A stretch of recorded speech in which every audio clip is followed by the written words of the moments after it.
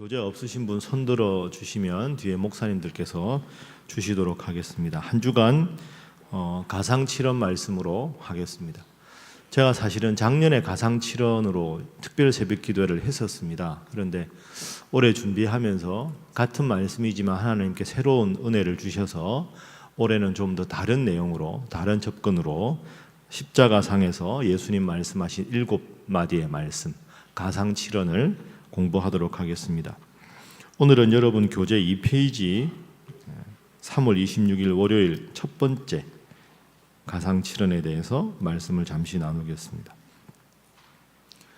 예수님께서 십자가상에서 7마디 말씀을 하셨습니다. 복음서마다 다양하게 있는데 그걸 시간적으로 구성해 보면 7말씀을 하셨는데 그 중에 제일 첫 번째 말씀이 아버지여 저들을 사하여 주옵소서. 저들이 지금 하는 일을 알지 못합니다. 이 말씀을 가장 먼저 하셨습니다. 한번 따라 하겠습니다. 저들을 사하여 주옵소서. 여러분, 이 말씀을 예수님께서 십자가상에서 처음 하셨다. 우리가 익히 알고 있는데 왜 이 말씀을 처음 하셨을까? 처음 하셨다는 의미가 무엇일까? 자, 이 질문을 우리가 하면서 먼저 십자가에 돌아가셨다. 그 십자가형에 대해서 잠시 생각을 해보겠습니다. 제가 1번에도 썼는데요. 십자가는 가장 고통스러운 십자가입니다. 십자가형이 얼마나 끔찍한 고통인지 제가 간단하게만 말씀드리겠습니다. 예수님 십자가에 돌아가셨다. 우리가 다 알고 있는 내용인데 예수님이 십자가에 돌아가신 십자가형은 십자가에 매달리는 순간부터 시작되는 게 아닙니다. 십자가형의 시작은 채찍질부터 시작입니다. 그런데 예수님의 삶을 보면 그것도 아닙니다. 예수님 겟세마네 동산에서 밤새 기도하시다가 그 이후에 체포가 되셔서 신문을 받으십니다. 그러니까 밤잠 주무시지 못하고 기도하시고 피곤하셨는데 또 신문을 받으셨죠. 그 신문을 받으신 후에 옷이 다 찢기고 채찍을 맞으셨습니다. 그런데 그 채찍질이라고 하는 그 채찍은 우리가 그냥 옛날 사극에서 보는 그런 채찍이 아닙니다. 당시 로마 병정들이 사용하던 채찍은 손잡이 부분이 한 30에서 50cm 정도 됩니다. 이제 손잡이 부분은 이 정도 되는 거죠. 이 정도 되는 손잡이 이후에 그 채찍에 관한 부분은 한 20, 30가닥이 이렇게 채찍으로 나와 있습니다. 그리고 그게 한 1m 50cm 정도 됩니다. 그러면 그 채찍이 길게 되어 있을 텐데 그 채찍에는 뭘 붙였냐 하면 그 생선의 날카로운 뼈, 그 다음에 우리로 말하면 그 유리나 금속 파편 조각 같은 당시에 그런 재질의 것들을 잔뜩 풀을 먹여서 붙여 두었습니다. 그게 20, 30가닥이 나와 있는 거죠. 그러니까 예수님께서 옷이 벗겨진 상태에서 주무시지도 못하고 피곤한데 그 채찍을 맞으셨다는 건 이제 병사가 이걸 잡고 이렇게 후려치면 채찍질이 한 대가 아닌 거죠. 그 온 가닥이 한 대를 칠 때마다 온몸을 휘감는 겁니다. 그 휘감은 상태에서 병정이 채찍을 거두어 들이면 어떤 일이 생기겠습니까? 그 연약한 몸에 살점이 뜯어져 나가고 피가 흐르고, 그러니까 그 채찍질이 한 대가 아닌 거죠. 그게 여러 번 계속되면 그것 때문에 실신해서 죽어가는 사람들이 있을 정도였습니다. 그러면 예수님 채찍질만으로 온몸이 피가 다 이렇게 흐르시고 살점이 뜯겨 나가고 얼마나 힘드셨겠습니까? 그러면 그 다음에 이제 십자가를 지고 올라가시는 거죠. 그러면 십자가 지고 올라갈 때 십자가가 보통 크기가 한 2m 정도가 됩니다. 그러면 못 주무시고 채찍 맞으시고 몸은 피곤하시고 그걸 짊어지고 올라가는 거죠. 여러분, 그런데 채찍질이라는 게요, 채찍질 됐을 때만 상처가 있는 게 아니죠.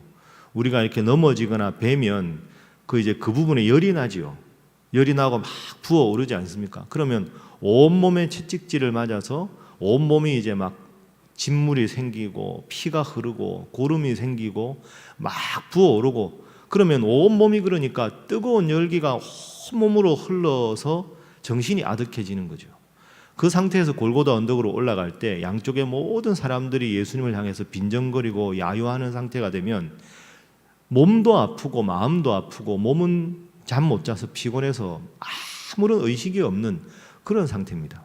그러니까 예수님께서 올라가시다가 몇 번 쓰러지기도 하신 거죠. 그래 구레네 시몬이 대신 지고 올라가기도 하는 겁니다. 그리고 나서 십자가를 지시는 거죠. 십자가 지신 후에는 제가 따로 설명드리지 않아도 우리가 다 아는 내용입니다.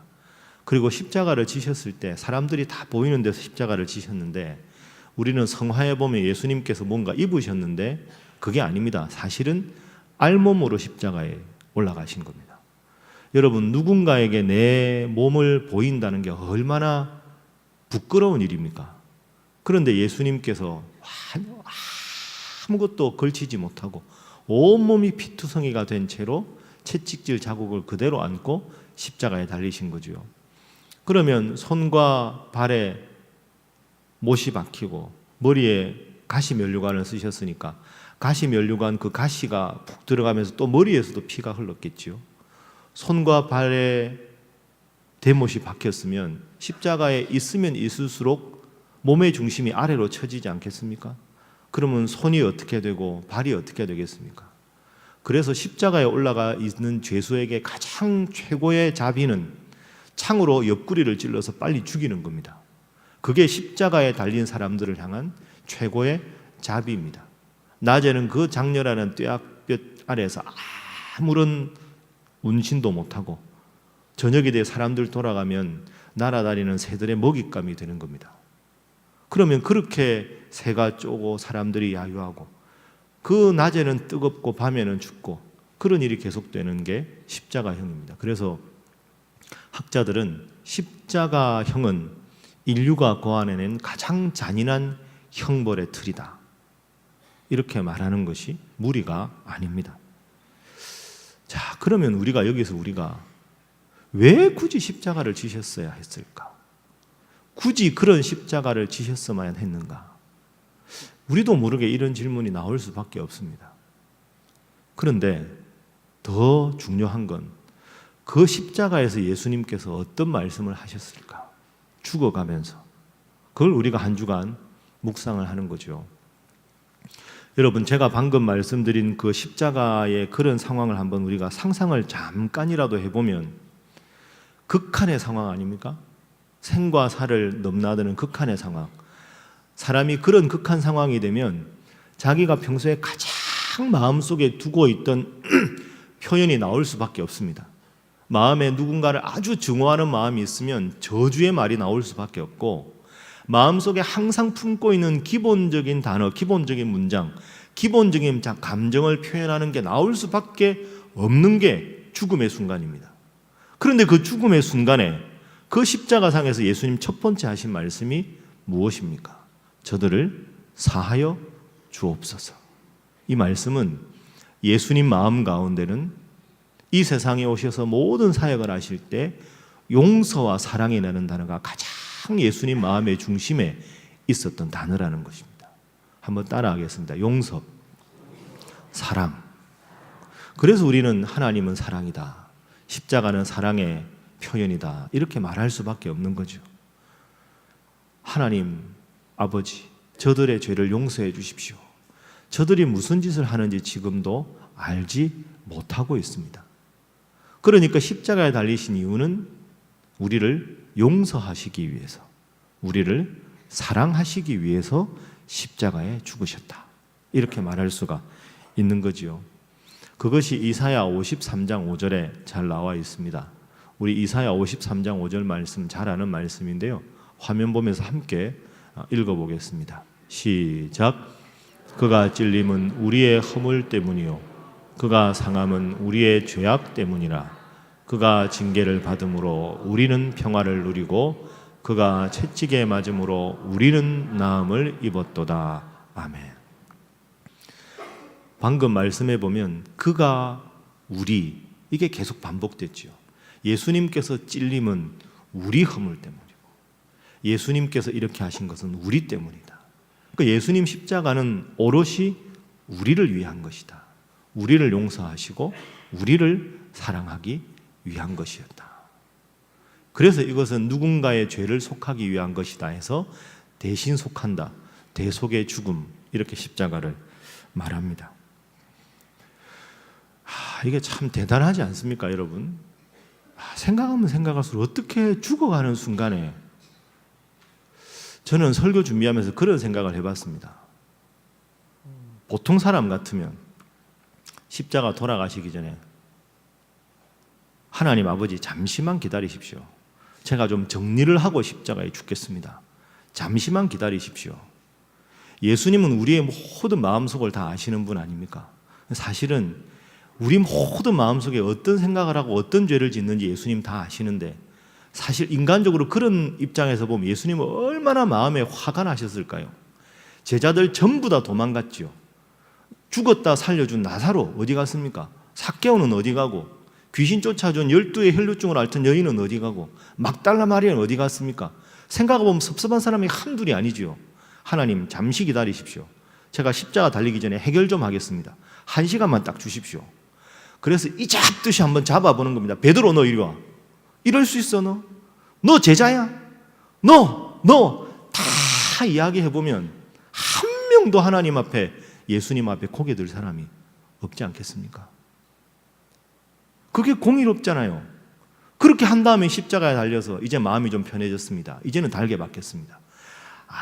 예수님 그거 안 하셨습니다. 이게 기가 막히는 거 아닙니까? 얼마나 마음이 힘드셨을 텐데. 한 명도 예수님 앞에 바로 선 사람이 없는데 전부 아는 사람 도망가고 배은망덕해도 이렇게 배은망덕할 수가 있습니까? 그런데도 어떻게 첫마디를 용서해 주십시오. 하나님, 저들은 지금 무슨 짓을 하는지 알지 못합니다. 용서해 주십시오. 저는 저들을 사랑합니다.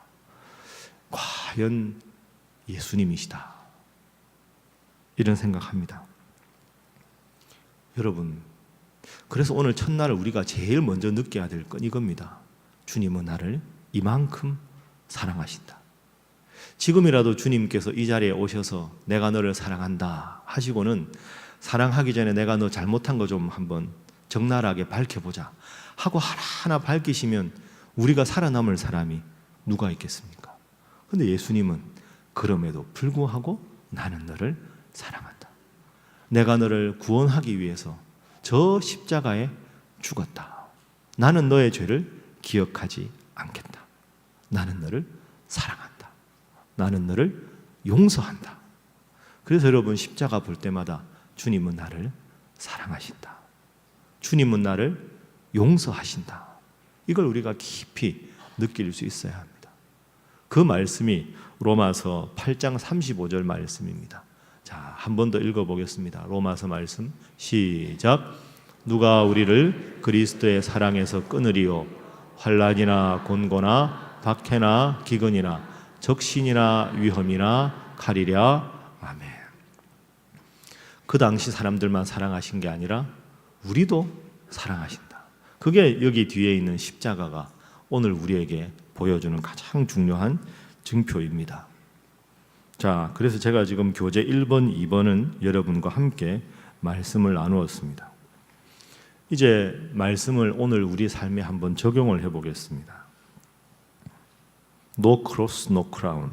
십자가가 없이는 영광도 없다. 한번 따라 하시죠. 머리로 아는 십자가, 가슴으로 느껴야 하는 십자가. 여러분, 이게 중요합니다. 머리로 우리는 십자가에 대해서 다 알고 있지 않습니까?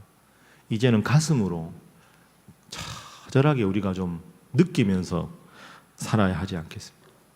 자, 그러면 우리에게 한 가지 숙제가 있습니다. 주님이 나를 사랑하셨다. 나는 주님을 따르기 위해 오늘도 주님 앞에 나왔다. 그럼 우리가 실천해야 될 게 뭐겠습니까? 용서입니다. 사랑입니다. 주님은 죽어가는 순간까지 저들의 죄를 용서해 주십시오, 하나님. 이렇게 말씀하셨는데, 그 예수님을 따른다는 우리가 누군가를 용서하지 못하고, 누군가를 사랑하지 못하고, 누군가를 품지 못한다면 우리가 어떻게 주님을 따른다 하고 말할 수가 있겠습니까? 여러분, 제가 새벽 기도회 때 자주 말씀드렸는데요. 우리는 두 가지를 구분해야 합니다. 누군가를 정죄하면 미워하게 됩니다. 그런데 누군가를 사랑하면 안타까워하게 됩니다. 미움과 안타까움의 감정을 잘 구분해야 합니다. 여러분, 이건 정말 중요합니다. 여러분 마음 가운데 누구를 미워하는 마음이 있습니까? 하나님 주신 마음이 아닙니다. 그건 누군가를 정죄하는 겁니다. 저러면 안 되는데, 그러니까 미운 거 아닙니까? 하나님 주신 게 아닙니다. 미움의 감정은 하나님 주신 게 아니지요. 예수님 죽어가는 순간까지 사랑하셨는데, 그러면 뭐가 주님 주신 감정일까요? 안타까움입니다. 누군가를 사랑하면 저 행동은 하나님 원하시는 게 아닌데 하는 안타까움이 있는 거죠. 안타까움이 있어야 기도가 됩니다. 미움이 있으면 정죄밖에 안 되는 거죠. 여러분 마음에 어떤 마음인지 잘 한번 생각해 보십시오. 나는 누군가를 미워하고 있는가? 안타까워하고 있는가? 여러분 중에서 가족들과 사이 안 좋은 분들도 있으실 겁니다. 직장에서도 그런 분이 있을 것이고, 교회에서도 혹시 그런 분들 있을 수 있지 않습니까? 미움이면 안 됩니다. 제가 설교단에 서서가 아니라 저는 누구도 미워하지 않습니다. 인간적으로 섭섭한 마음이 들 때도 있습니다. 제가 목사인데, 저도 사람인데 이런저런 일이 있지 않겠습니까? 가정에서도 그렇고. 그런데 잘 생각하십시오. 절대로 미워하는 건 안 됩니다. 안타까움이 있어야 합니다. 사랑해서 안타까움이 있고, 안타까움이 있어야 그분을 위해서 기도할 수 있는 거죠. 예수님 뭐라고 하셨습니까? 사랑하셨죠. 사랑하니까 안타까운 마음으로 저들의 죄를 사해달라고 하나님 앞에 기도한 겁니다. 그래서 오늘 여러분, 우리가 특별 새벽기도 첫째 날 기억해야 될 가장 중요한 단어는 따라하겠습니다. 용서입니다. 우리 예수님께서 용서하셨듯이 우리도 서로 용서해야 합니다. 자, 그런데 용서라고 따라 했는데 쉽습니까? 어렵습니다. 이게 어렵습니다. 용서하고 싶은데 얼굴만 보면 확 마음이 또 막 혹 생기고, 이게 어렵습니다. 그리고 용서를 해도, 용서를 하면 잘하면 좋겠는데 저 사람 마음도 모르는데 내가 일방적으로 용서하는 게 어렵습니다. 억울합니다. 얼마나 잘못한 게 많은데 왜 나만 용서해야 합니까? 여러분이 그런 마음 다 있지 않습니까? 그것 때문에 용서가 안 되는 거 아닙니까? 왜 나만 용서해야 합니까? 저 사람은 여전히 고개 들고 다니는데, 여전히 잘했다고 저러는데 내만 왜 용서해야 합니까? 이게 우리 마음 아닙니까? 솔직히 말하면 어떻게 해야 될까요? 제가 이 문제로 참 고민을 많이 했는데요. 여러분, 기도 제목 보니까 고부 간의 관계가 안 좋아서 막 기도하는 분도 있고, 자녀와 원수처럼 지내는 분도 있고, 사랑하고 싶은데 얼굴만 보면 그게 안 됩니다. 너무너무 그런 제목이 많습니다. 교회에서도 혹시 그럴 수 있죠. 자, 지금부터 저를 한번 해보겠습니다. 저를 따라하시죠. 제가 많이 부족합니다. 이렇게 먼저 여러분이 말씀하셔야 됩니다. 그러면 상대방이 혹시 여러분에게 누군가 그렇게 말씀하시면 여러분은 뭐라고 말씀하셔야 되나? 따라하겠습니다. 저도 많이 부족합니다. 함께 하십시오. 그러니까 여러분, 오늘 기도 끝나고 오늘 숙제 하나 드리겠습니다. 식당에 내려가서 혹시 여러분들 중에 조금 불편한 분 있거나, 좋았다가 요즘에 조금 불편한 분 있거나, 가정에서나 이러면 먼저 여러분이, 그게 성경을 실천하는 거죠. 제가 많이 부족했습니다. 이렇게 말씀하시고, 그 말씀 누군가가 여러분에게 하면 저도 많이 부족했습니다. 이렇게 하고 서로 악수하시고 아니면 안아주시고 주님 사랑으로 사랑합니다. 이게 필요합니다. 연습을 한번 해보시죠. 자, 우리 옆에 분들과 인사 한번 하겠습니다. 제가 많이 부족했습니다. 한 번 더 합니다. 저도 많이 부족했습니다. 마지막으로 한 번 더 하겠습니다. 주님 안에서 사랑합니다. 다 하십시오. 몇 명? 최소한 5명. 아시겠습니까? 대답이 이래가지고 되겠습니까? 네, 하십시오. 식당에 내려가서 저분하고 사이가 안 좋고 그거 말고요. 그냥 만나는 분들마다 조금이라도 1%라도 그런 마음이 있으면 제가 많이 부족했습니다. 아닙니다. 저도 많이 부족했습니다. 하고 악수 딱 하고 주님 사랑으로 사랑합니다. 여러분, 고난주간을 그렇게 보내야 부활주일이 은혜롭지 않겠습니까? 그런데 정말 여기서 주의할 게 하나 있습니다. 제가 많이 부족했습니다. 용기 내서 그랬는데 맞지? 당신이 잘못했어. 이러면 안 됩니다. 여러분, 이렇게 뭐 친구나 부부나 싸움하다가 이렇게 화해할 때 한쪽이 용기를 내가지고 미안해 이랬는데 뭐가 미안한데? 이러면 힘들어요. 나도 나름대로 섭섭한 거 있고 마음 불편한 게 있지만 미안해 그랬는데 뭐가 불편한데? 이러면 다시 싸우자는 거 아닙니까? 제가 많이 부족했습니다. 아닙니다. 저도 많이 부족했습니다. 주님 사랑으로 사랑합니다. 이게 우리가 해야 될 일이죠. 제가 설교 마치면서 이제 요즘 이런 기도 제목 합니다. 여러분, 이제 우리가 어제 당회를 오래 했습니다. 이제 선거관리위원장님하고 발표하실 텐데 우리 교회가 이제 새로 또 장로님들을 선출합니다. 작년에 안수집사 권사 선출하고 장로님 선출하고, 교회가 잘 되다가 정말 망하는 경우가 두 가지 케이스가 있습니다. 대부분 예배당 짓다가 망하는 케이스가 있습니다. 짓다가 마음이 불편해져서. 두 번째, 중직자 선거하다가 교회가 시험 듭니다. 왜 저분은 후보가 됐는데 나는 안 되나, 저 사람보다, 이러다가 마음이 자꾸 나누어집니다. 그런데 여러분, 직분자를 선출하는 건 얼마나 영예롭고 은혜로운 일입니까? 교회 장로님들을 선출하는 건 벼슬 자리가 아닙니다. 더 낮은 자리에서 섬기는 일꾼들을 뽑는 자리인데 그 뽑히신 분들을 위해서 기도해야 되고 뽑히는 모든 과정에 은혜롭게 기도해야 하는 거죠. 그래야 교회가 본질의 사랑을 더 실천할 수 있지 않겠습니까? 그러니까 여러분, 지금부터 기도하십시오. 앞으로 이제 광고 나갈 텐데 이 장로님 선거를 위해서 하나님 은혜 가운데 온 교회가 하나가 되게 하시고, 그 전에 혹시 이런저런 다툼과 갈등이 있어도 하나가 되어야지, 이 일 때문에 더 나누어지고 더 분열되면 하나님 보시기에 얼마나 안타까운 교회 모습이 되겠습니까? 제가 딱 선포하겠습니다. 오늘부터 장로님 선거를 위해서 열심히 기도하시는 여러분 모두가 될 수 있기를 바랍니다. 그게 필요합니다. 말씀 정리하겠습니다. 제가 많이 부족했습니다. 저도 많이 부족했습니다. 주님 안에 사랑합니다. 저는 제가 지금 만약에 천국에 가도 하나님 앞에 부끄러울 거 별로 없습니다. 근데 진짜 부끄러운 게 하나 있습니다. 뭐냐 하면, 제가 이제 교회 온 지 4년이 다 돼가는데 그 과거의 아픔과 갈등이 완벽하게 해결되지 않은 게 정말 마음이 힘듭니다.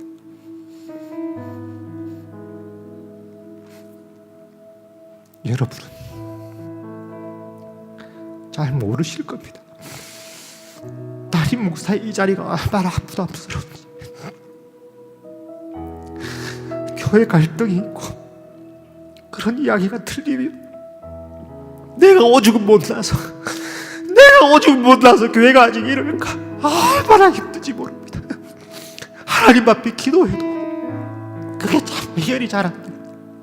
하나님, 왜 교회가 하나님 은혜 가운데 하나가 돼야 되는데 왜 저같이 부족한 목사를 보내서 여전히 교회가 힘들고 교인들이 힘들고 더 훌륭한 목사가 왔으면 이런 일이 벌써 해결됐을 텐데 왜 저를 보내셔서 저를 이렇게 힘들게 하십니까?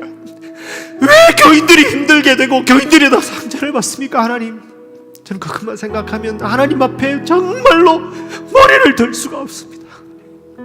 고난주간 말씀 준비하면서 용서와 사랑이 하나님 앞에서 우리 교회가 필요한 것이라고, 제가 설교하지만 쉽지 않습니다.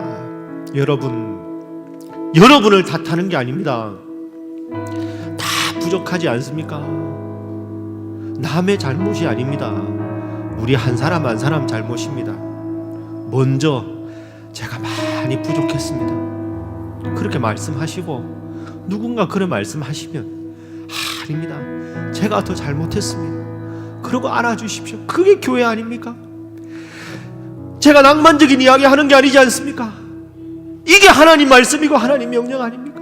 죽어가면서까지 예수님은 용서를 외치셨는데 교회 학교 선생님들끼리도 더 사랑하고 구역 식구들끼리 더 사랑하고 고난주간 말씀 나누면서 그 회복되어야 될 가족관계가 회복되고 교인들끼리 회복되고 그래야 되지 않겠습니까?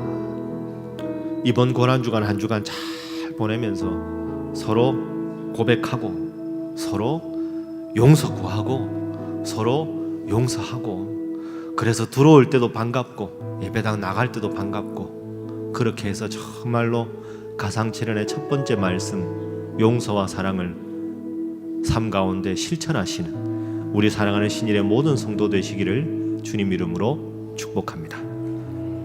기도하겠습니다.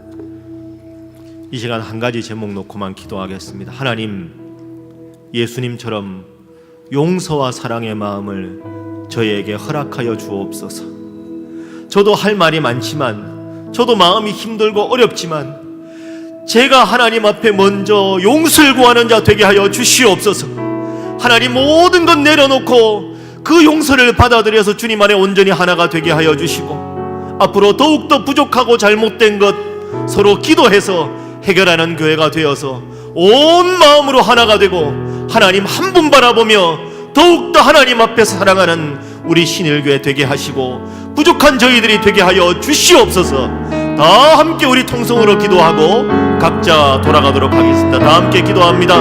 주여 믿습니다. 주여 믿습니다. 주여 믿습니다.